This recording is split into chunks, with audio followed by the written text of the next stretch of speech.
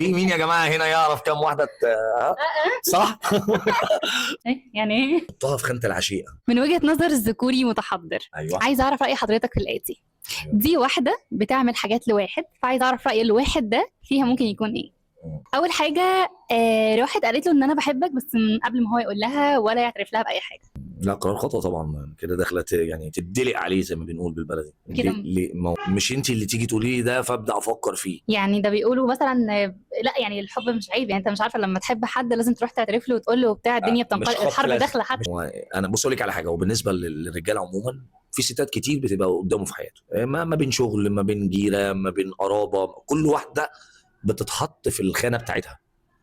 فانا عشان احطك في الخانه بتاعت الحبيبه دي لازم ابقى انا اللي عايز ده، انا اللي بادئ ده، مش خبط لزق. اوكي، يعني انت شايف ان هي تلمح له؟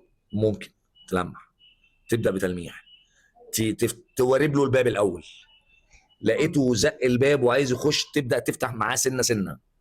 لكن تقول له بحبك عادي يعني خلاص بقى، يعني هي حاسه ان هو بيعمل حاجات لذيذه جنتل، ما تقولوش؟ لا عادي، ما في أصل التعبير عن المشاعر ده طبيعي يعني.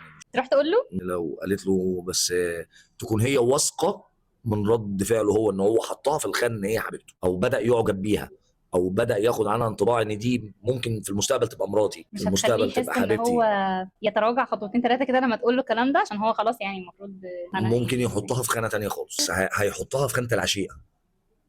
ايه يعني ايه؟ دي خانه ودي خانه. لا والله. خانه الحبيبه غير خانه العشيقه. يعني هي لو وصلت معاه المرحله دي هتوصل في الاخر تبقى في دماغه بالمنظر ده. وصلت. اعتقد مش محتاجين نكمل. لو هي بتديله فلوس عادي، يعني هما مخطوبين مثلا او في ريليشن شيب او ايا كان، هما كده بديله فلوس، هو مثلا مزنوق. ده ايه المصالح ايه البنات ايه البنات المصالح دي؟ والله فين الناس؟ فين لا لا، في كتير. صح. في كتير. الدنيا صعبه بقى والظروف، انت الحرب داخل برضه، واو شايل البيت على كتافه وبيصرف على بيجري على يتامى. هو انا يعني ما وصلش اللي قدامي لدرجه ان هو يتسنكح عليا. اوبس، يعني دي استنكاح؟ طبعا بيستنكح رسمي؟ يعني طبعا. هو مش بيبقى فعلا محتاج فلوس ولا الدنيا؟ لا، اركب لك حوار واعيش عليك اللحظه واعمل الحزين وال والاشلان والمفلس وحالتي صعبه وامي هتعمل عمليه وابويا في السجن والقصص دي. ما هو لو بيحبها يبقى دايما عايز يظهر قدامها بمظهر، مش هيحط نفسه في الخانه دي. يعني انت كده تقصد ان هو لو حط نفسه في الخانه دي او وصل ان هو يطلب فلوس يبقى كده ما بيحبهاش؟ لا، مش موضوع بيحبهاش بس، ده كده كمان بيقل من نفسه. يعني انا حافظ على كرامتي، لازم ابان في احسن صوره قدام اللي انا بحبها او اللي انا هخطبها. بالعكس، ابان ان انا اللي هبقى يعني القوامه في الصف. ابان تبان القوامه بتاعتي على